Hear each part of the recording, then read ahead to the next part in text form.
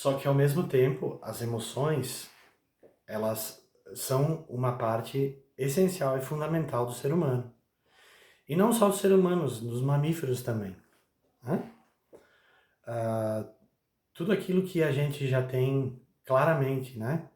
Sentindo quando a gente tem um apego por um pet, quando tem um apego por um cãozinho, com um gato, e a gente sente que eles têm uma espécie de apego, uma espécie de amor, né?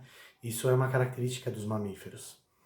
E nós, seres humanos, como mamíferos, também temos as emoções a nos governar, as emoções a orientar nossa vida, as emoções a direcionar, inclusive, nossas formas de pensar.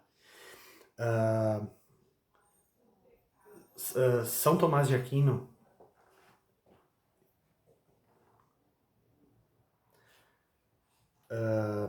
Chesterton, né? Chesterton, que foi um grande pensador inglês, ele disse que na loucura a gente não perde a razão, mas a gente preserva a razão e perde todas as outras coisas. As emoções, elas são esse... Se a gente tentar ver numa imagem poética o funcionamento mental, as emoções, elas são um grande motor que move muitas coisas, que conduz, inclusive, e influencia diretamente até a nossa forma de pensar e perceber o mundo, mas as emoções também são a própria cor da vida, a própria emoção da vida, né? Se a gente pudesse reduzir a vida a uma imagem, certamente as emoções seriam a cor desta imagem, né? É o que dá o colorido à nossa vida.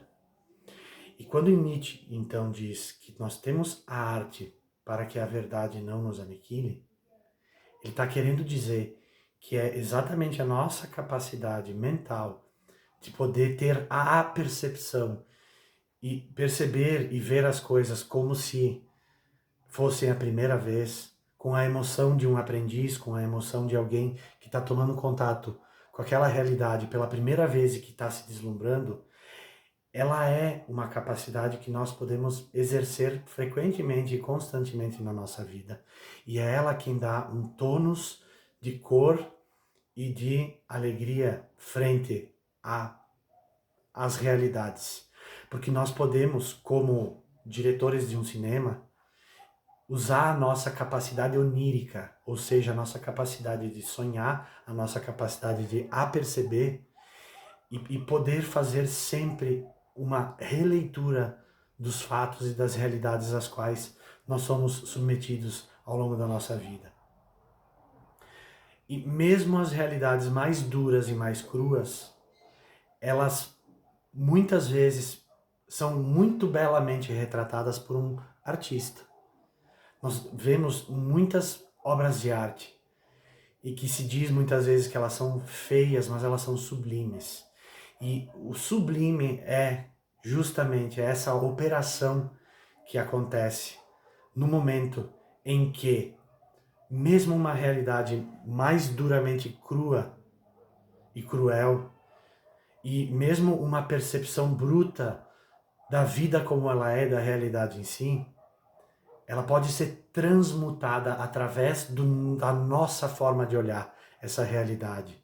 E a nossa forma de olhar essa realidade pode transmutar essa realidade se dentro de nós o nosso artista estiver vigil, consciente, desperto e observando os fatos e as realidades com a alegria da criança aprendiz que vê e sente as coisas como se fossem a primeira vez.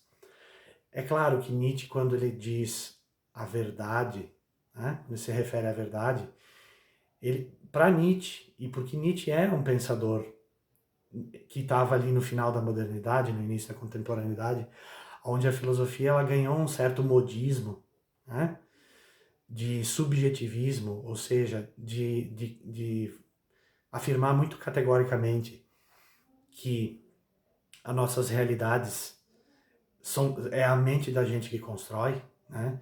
Claro que não é só esse aspecto, eu acho que esse é um problema filosófico tensional, a gente não pode simplesmente reduzir tudo ao subjetivo, existe uma realidade objetiva ali fora, né? Mas enfim, para entendermos, né, qual foi o caminho que Nietzsche tomou, ele coloca a verdade como uma evidência, né? E o Nietzsche ele era ateu, né? Então Nietzsche se refere à verdade, e a verdade para Nietzsche, a verdade para Nietzsche tem a ver com uma percepção muito bruta da realidade, sem esse olhar aperceptivo, sem essa capacidade de olhar artisticamente os fatos e as realidades. Algumas pessoas que eu entendo que são até mais felizes, que são mais espiritualizadas, elas podem, por exemplo, muito automaticamente, muito instantaneamente, entender, por exemplo, que realmente a nossa existência ela não tem um significado a priori. Nós não viemos com um manual de instruções, né? Mas mesmo assim, são pessoas que conseguem ter essa capacidade de intuir imediatamente, né? De que a nossa própria existência é um milagre, né? Pensadores na linha do Nietzsche chegavam a postular que o universo era um fruto de um absurdo, de um acaso, né? Que é uma visão um pouco mais negativa, né? É uma visão mais nihilista da realidade, né? Mas se de um outro ponto de vista nós pensarmos que realmente a gente não tem uma tecla